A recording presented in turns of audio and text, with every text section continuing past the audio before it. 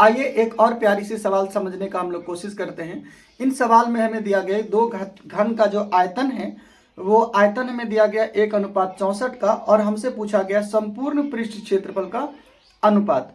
हम लोग इसमें ना दो तीन चीजों को देखेंगे ध्यान से। पहले हम लोग इस सवाल को सॉल्व करने का प्रयास करते हैं, फिर हम लोग सीखेंगे कि इसमें और क्या क्या बातें पूछी जा सकती है। जैसे हम लोगों को पता है कि दो घन है, तो पहले हम लोग मान लेते हैं कि माना कि पहले घन का भुजा A मान लेते हैं, तथा दूसरी का हम लोग क्या करते हैं, तथा दूसरी घन की भुजा जो है हम लोग B मान लेते हैं। यहां भी की कर लीजिए, B मान लेते हैं। अकॉर्डिंग टू क्वेश्चन हम लोग क्या करते हैं, हमें कहा गया है कि पहले घन का आयतन और दूसरे घन का आयतन हमें दिया गया है, तो लिखते हैं हम लोग पहले घन का आयतन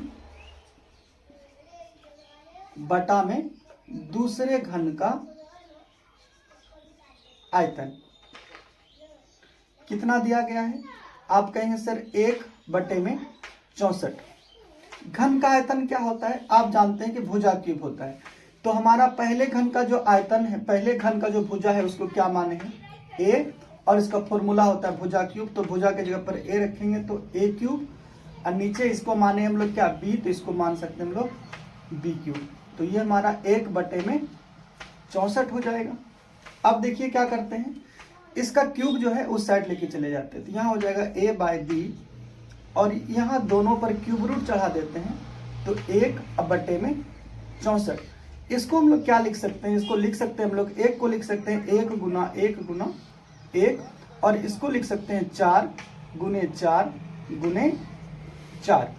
अब हम लोगों को पता है कि क्यूब रूट में जो क्या करते हैं, क्यूब रूट में 3 के जोड़े में से एक जोड़ा निकालते हैं, और जो वर्ग होता है वर्गमूल में हम लोग 2 जोड़े में से एक निकालते हैं। तो इसमें क्यूब रूट है, तो क्यूब रूट के बदले हम लोग 1, और यहाँ क्या निकल जाएगा 4।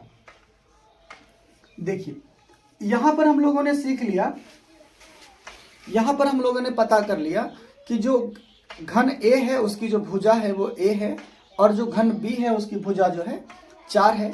अब हम लोगों से संपूर्ण पूछे या फिर कुल पूछे, इसमें पूछा गया हम लोग से संपूर्ण पृष्ठ क्षेत्रफल।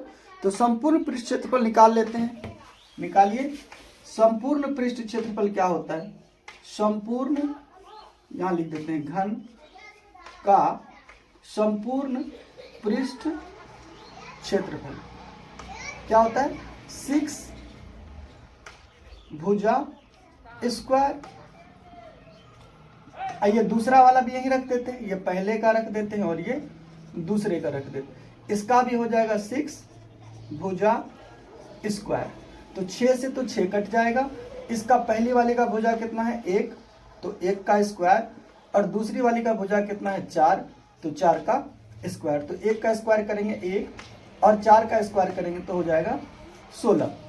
देखिए ये संपूर्ण पृष्ठ क्षेत्रफल हम लोगों ने निकाल लिया। और एक बच जाता है वक्र पृष्ठ क्षेत्रफल। वक्र पृष्ठ क्षेत्रफल का फॉर्मूला होता है 4a²।